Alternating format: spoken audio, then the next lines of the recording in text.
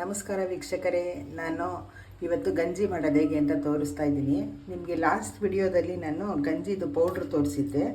ಇವತ್ತು ನಾನು ನಿಮಗೆ ಗಂಜಿ ಮಾಡೋದು ಹೇಗೆ ಅಂತ ತೋರಿಸ್ತಾ ಇದ್ದೀನಿ. ಮೊದಲು ತುಪ್ಪ ಹಾಕಿ ದ್ರಾಕ್ಷಿ, ಗೋಡಂಬಿ, ವಾಲ್ನಟ್ಟು, ಬಾದಾಮಿ ಬೀಜ ಇಷ್ಟನ್ನು ಫ್ರೈ ಮಾಡ್ಕೊಳ್ಳಿ.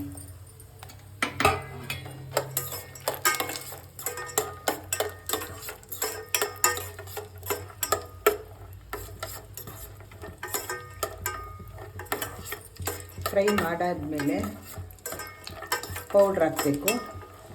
ತುಂಬ ಚೆನ್ನಾಗಿರುತ್ತೆ ಬೆಳಗ್ಗೆ ಹೊತ್ತು ಕುಡಿಯೋದಕ್ಕೆ ಇದು ಗಂಜಿ, ಸಾವಯವ ಗಂಜಿ. ನೋಡಿ ಇವಾಗ ಆಗ್ತಾಯಿದೆ, ದ್ರಾಕ್ಷಿ ಎಲ್ಲ ದಪ್ಪ ಆಗ್ತಾಯಿದೆ, ಫ್ರೈ ಆಗ್ತಾಯಿದೆ, ಆಗಿದೆ ನೋಡಿ ಈಗ ಅಲ್ವಾ. ಈಗ ಆಗಿದೆ. ಈಗ ನಾನು ಒಂದು ಗ್ಲಾಸ್ಗೆ ಒಬ್ಬರಿಗೆ 1 ಸ್ಪೂನು. ಇವಾಗ 4 ಜನಕ್ಕಾಗಷ್ಟು ನಾನು ಮಾಡ್ತಾಯಿದ್ದೀನಿ. 3, 4. ಇದನ್ನು ಸ್ವಲ್ಪ ತುಪ್ಪದಲ್ಲಿ ಫ್ರೈ ಮಾಡ್ಕೊಳ್ಳಿ. ತುಪ್ಪದಲ್ಲಿ ಫ್ರೈ ಮಾಡಿಕೊಂಡು 1/4 ಲೀಟ್ರಷ್ಟು ಹಾಲು ಹಾಕಿ.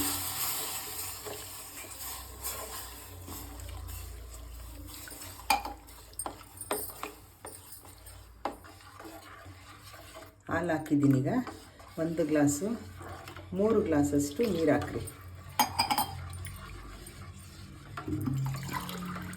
ಬೇಕಾದರೆ ಹಾಲು ಆ್ಯಡ್ ಮಾಡ್ಕೊಳ್ರಿ. ನಿಮಗೆ ಹಾಲು ಇಲ್ಲ ಬೇಡ ಅಂದರೆ ಬರೀ ನೀರಲ್ಲೇ ಮಾಡ್ಕೊಳ್ಳೋದಾದರೂ ಓಕೆ, ಚೆನ್ನಾಗಿರುತ್ತೆ ಅವಾಗ. 1 ಸ್ಪೂನು ಬೆಲ್ಲ ಹಾಕ್ತಾಯಿದ್ದೀನಿ, ಸಾವಯವ ಬೆಲ್ಲ ಹಾಕ್ತಾಯಿದ್ದೀನಿ ಪೌಡ್ರು.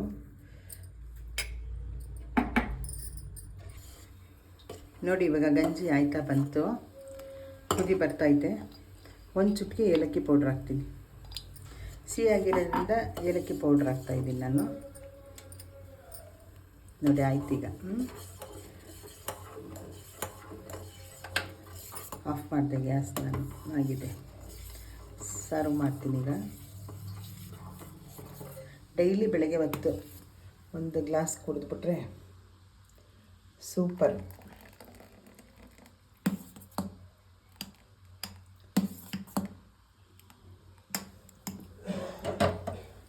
ನೋಡಿ ಸಾವಯವ ಗಂಜಿ ಮಾಡಿದ್ದೀನಿ.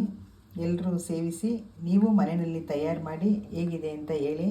ನನ್ನ ಚಾನಲ್ ಅನ್ನಪರಬ್ರಹ್ಮ ಸ್ವರೂಪಂ ಚಾನಲ್ಗೆ ಸಬ್ಸ್ಕ್ರೈಬ್ ಮಾಡಿ, ಲೈಕ್ ಮಾಡಿ, ಶೇರ್ ಮಾಡಿ.